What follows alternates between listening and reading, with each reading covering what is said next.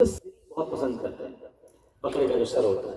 ان کے گھر پہ کسی نے سری تحفے میں بھیجی، تو انہوں نے وہ تحفہ اپنے پڑوسی کو بھیج دیا کہ وہ کھائیں گے تو خوش ہوں گے، ان کے بچے بھی خوش ہوں گے. انہوں نے وہاں بھیج دیا.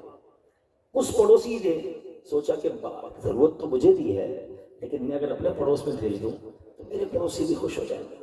اب کتابوں میں لکھا کہ 7 گھروں میں گھوم کر یہ سری جو ہے وہ پہلے گھر میں آ گئی. ایوری بڈی وانٹس کسی اور کا بھلا ہو جائے، ایک اور مسلمان خوش ہو جائے. یہ ہے اسلام، اور اس طرح اسلام پھیلا ہے.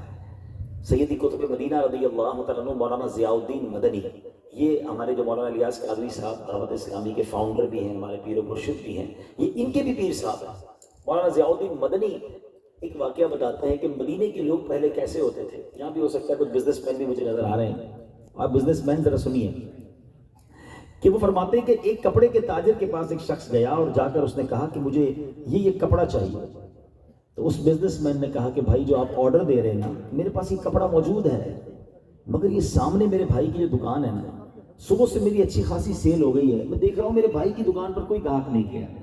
آپ ایسا کریں کہ یہ کپڑا، یہ جو آرڈر ہے، یہ اس کو دے دیں تاکہ آج وہ بھی اپنے بچوں کے لیے کچھ روزی کما کے جائے. اے میرے پیارے اسلامی بھائیوں، کیا آج ہم یہ تصور کر سکتے ہیں؟ میں نے آپ کو 3 بڑے شارٹ واقعات سنائے ہیں، اور میں اسی بات کو آج ایلوبریٹ کرنا چاہتا ہوں، آپس میں ہم سمجھ کے ڈسکس کرنا چاہتے ہیں کہ اسلام تو یہ کہتا ہے کہ ہم دوسرے کا بھلا چاہیں، اور اس کی فضیلت پتہ ہے کیا ہے؟ حدیث پاک میں آیا، ذرا حدیث سنیے گا کہ نبی پاک فرماتے ہیں جو شخص کسی چیز کی خواہش رکھتا اور پھر اس خواہش کو روک کر اپنے اوپر دوسرے کو ترجیح دے دے، اللہ عز و جل اسے بخش دیتا ہے. اچھا ذرا اگر غور سے سمجھے نا، اس میں کوئی لمٹ آف اماؤنٹ نہیں ہے. جناب کوئی 1 لاکھ کی چیز اپنی کسی اور کو دے دے تو جنت ملنی ہے، تو بخشش ملنی ہے، نہیں، there is no limit. ایک پانی کا گلاس بھی اگر ایثار کر دیا جائے اور اللہ قبول فرما لے تو اس پہ بھی بخشش مل سکتی ہے.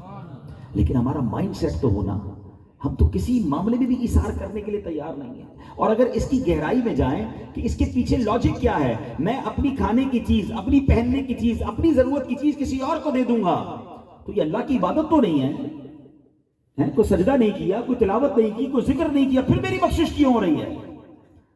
ذرا پوائنٹ سمجھیے گا کہ شریعت یہ چاہتی ہے، میرے رب کی پسند یہ ہے کہ مسلمان آپس میں پیار سے رہیں، محبت سے رہیں، ایک دوسرے کا خیال کر لیں. مسلمان اسلامی معاشرہ، یہ سوسائٹی لڑائی جھگڑا نہ کرے، ایک دوسرے کا ہاتھ پکڑ کر جئیں، ایک دوسرے کی تکلیف محسوس کریں. یہ ریکوائرڈ ہے اسلام کے اندر. انفارچونیٹلی ہمارے مذہب کو مس انٹرپریٹ کیا جاتا ہے، ہمارے مذہب کی ایک غلط پکچر دنیا میں پیش کی جاتی ہے کہ اسلام جناب ایکسٹریمزم کا درس دیتا ہے. نہیں، جتنا پیار، جتنی محبت، جتنی پیس اور امن کو اسلام فروغ دیتا ہے. آپ میں سے کئیوں نے وہ حدیث پڑھی ہوگی، وہ روایتیں سنی ہوں گی کہ مسکرانا بھی صدقہ ہے. مجھے بتائیے نا، میں مسکرا رہا ہوں، میں نے کون سی اللہ کی عبادت کی ہے، میں نے کون سا سجدہ کیا ہے، میں نے کون سی تلاوت کی ہے، پھر بھی مجھے ثواب مل رہا ہے، کیونکہ مسکراہٹ سے پیار پھیلتا ہے، مسکراہٹ سے سافٹنس پھیلتی ہے، مسکراہٹ معاشرے کی جو پولرائزیشن ہے اس کو کم کر دیتا ہے. تو مسکرانا بھی صدقہ ٹھہرا. اللہ اکبر. پڑوسی کا خیال رکھو، پڑوسی راضی ہو جائے اللہ بھی راضی ہو جاتا ہے. اب بتائیے یہ سب چیزیں کیا ہیں تاکہ ہم ایک خوشنما سوسائٹی بن کر، ایک دوسرے کا خیال رکھنے والی سوسائٹی بن کر جئیں. یہی اسلام کو پسند ہے اور یہی مذہب کو محمود ہے. تو اے میرے پیارے اسلامی بھائیوں، آج ہم نے یہ سمجھنا ہے کہ ایک طرف تو دوسروں کا خیال رکھنے پر جنت کی بشارت ہے، اور دوسری طرف کسی کا دل دکھانے پر، کسی کو ستانے پر، کسی کو تکلیف پہنچانے پر کس طرح میرے آقا علیہ الصلوۃ والسلام نے ہمیں ڈرایا ہے. ایک بار پیارے آقا علیہ الصلوۃ والسلام نے صحابہ کرام سے ایک بڑا پیارا کوسچن فرمایا. آپ نے فرمایا کہ کیا میں تمہیں اچھے بروں کی خبر نہ دوں؟ میں تمہیں یہ نہ بتاؤں کون اچھا ہے کون برا ہے؟ صحابہ کرام نے بتایا، حضور عرض کیا، حضور ضرور بتائیے، آپ سن لو آج کون اچھا ہے اور کون برا ہے. ابھی یہ پاک فرماتے ہیں کہ تمہارا بھلا وہ شخص ہے، اچھا وہ ہے. چیک کر لیں کہ ہم کون سی لسٹ میں ہیں. بھلا شخص وہ ہے جس سے خیر کی امید کی جائے اور اس کے شر سے امن ہو.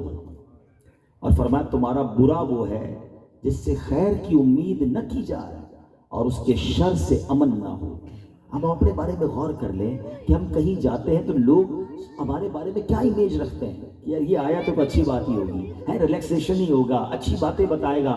ایسا نہیں ہے. کچھ لوگ ہوتے ہیں ایسے کہ جب وہ آتے تو ڈر لگتا ہے یہ آ گیا کوئی نہ کوئی لڑائی ہونی ہے, کچھ نہ کچھ مسئلہ خراب ہی ہونا ہے, اس نے آ کے کوئی بری بات ہی کرنی ہے. فرق ہے. اچھا وہ ہے کہ جس کے خیر, جس سے ہمیشہ خیر کی امید ہو. تو ہم اپنی پرسنالٹی میں ایسی خصوصیت پیدا کرنے کی کوشش کریں کہ wherever I go, میں کہیں بھی جاؤں اس سے خیر پھیلے, بہتری آئے, لوگوں کے اندر سلوح ہو. کچھ لوگ جا کر لڑائی کرواتے ہیں اور کچھ نصیب ہیں جو جا کے سلوح کرواتے ہیں. کچھ جاتے ہیں تو نیکی کی بات بتاتے ہیں, کچھ جا کر بھی برائی کے فارمولے بتا رہے ہوتے ہیں. کچھ لوگوں کا کام ہی یہ ہوتا ہے میں نے بھی غلط کام کیا تم بھی کر لو. اب یہ سوشل میڈیا اللہ خیر کرے لوگوں نے جو اس کا استعمال بنا لیا ہے. پہلے کیا ہوتا تھا کہ بندہ کب گناہ کر بھی لیتا تھا تو وہ جانے, اس کا رب جانے. اب تو اتنی دیدہ دلیری ہو گئی ہے کہ کوئی حرام کام کیا اور اب اس کو سوشل میڈیا پہ ڈالا, میں نے تو کر لیا, اب آپ بھی دیکھیں. اب ذرا سوچئے, میرے وہ تمام نوجوان سوچیں, کیونکہ آج کل نوجوانوں میں یہ سوشل میڈیا کا ایسا بھوت سوار ہو گیا ہے کہ ہر کسی کو لائکس چاہیے, ہر کسی کو فالوور چاہیے. اب یہ لائکس اور فالوور کے چکر میں پتہ نہیں کیا کیا ڈالی جا رہے ہیں. یہ نہیں سوچتے کہ یہ ویڈیو باقی رہے گی, میں مر جاؤں گا. یاد رکھیے گا ہم قبر میں چلے جائیں گے اور اگر کوئی گناہ والی ویڈیو آپ نے چھوڑ کر چلے گئے نا, وہ جب تک دیکھی جاتی رہے گی آپ کو قبر میں بھی گناہ ملتا رہے گا. لوگ فالو کریں. میں کئی بار یہ جملہ, سوشل میڈیا کے انفلوئنسر بھی آئے تھے فیضان مدینہ دعوت اسلامی کے مرکز میں, نے ان سے بھی وہ بات کی تھی. میں نے کہا ایک بات بتاؤ, تم چاہتے ہو کہ تمہارے لاکھوں فالوورز ہو, بہت سارے لائکس مل جائیں, یہ نہیں سوچتے کہ کانٹینٹ حلال ہے یا حرام ہے.